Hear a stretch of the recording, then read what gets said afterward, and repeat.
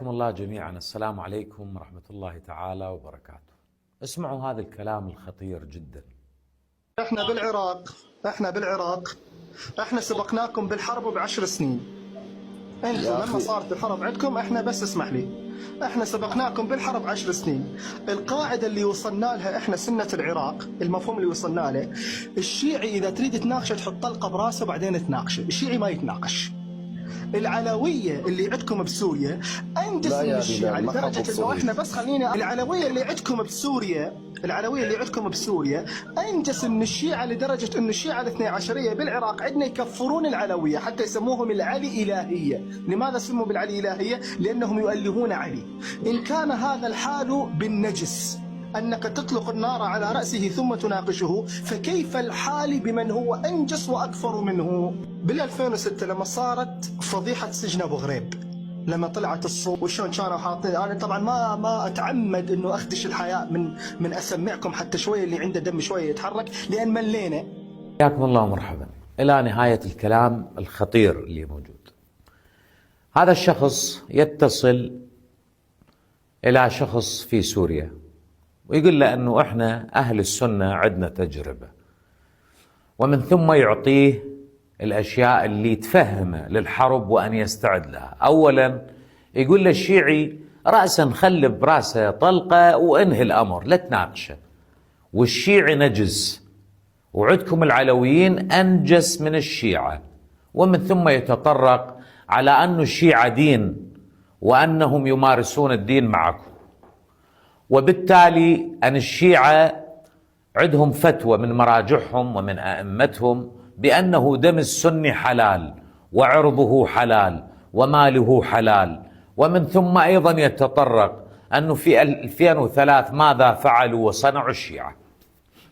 أنا أود الآن أن أتحدث لهذا الشخص، طبعا هو يمتلك ثقافة في الحديث وفصيح جدا، فرسالتي إليه وللمتأثرين به. أولا الشيعة لا يوجد لديهم دين غير عقيدة، أنهم يعتقدون، وهذا الاعتقاد سائد وموجود، أننا نعتقد أن لنا أئمة 12 منهم إمام اللي أنت يوميا تعيرني به غائب اسمه المهدي عجل الله تعالى فرجه. هسه هذا تعتبرها دين؟ إن اعتبرها بكيفك. اثنين، أنا أتحداه وأتحدى المتأثرين بي، وأتحدى كل شخص يجيب لي فتوى من مرجع من الشيعة يبيح قتل السني أو يبيح دمه أو عرضه أو ماله أو إلى آخره. انتوا وين جاي تصدروا لك؟ انتوا وين جاي تصدرون؟ انتوا جاي تكفرون الشيعة على حساب المراجع، وأن المراجع انطوا. أبدا لا يوجد مرجع، وأنا مسؤول أمام الله. والآن الحمد لله العالم الإسلامي والعربي والغربي والأوروبي وأمريكا أصبحوا غرفة واحدة. ادخلوا وابحثوا عن فتاوى الشيعة إذا وجدتم شيعي معطي فتوى، في حين أنا أنطيك آلاف الفتاوى اللي تبيح قتلي أنا الشيعي منك. بعدين الفرق أنه أنت الآن تتحدث باسم السنة. أبدا أنت لا تمثل السنة. السنة ليس نواصب أبدا، السنة مو ناصبي.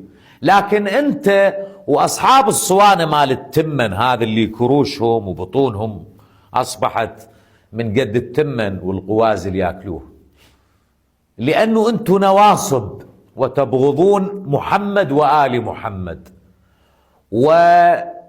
وصدرت للعالم جميعا قتلنا وإباحة قتلنا.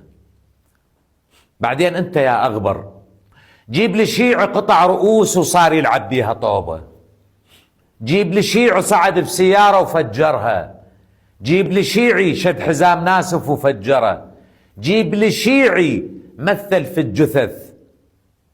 إما إذا عنك أنت كناصبي والله آلاف من المصائب مثلت في جثثنا، قتلتونا شر قتل، أذيتونا، دمرتونا، ما خليتونا يوم مرتاحين، أثكلتوا نسائنا، أبكيتوا أمهاتنا، سويتوا بينا. أما للسنة لا، السنة ليسوا بنواصب.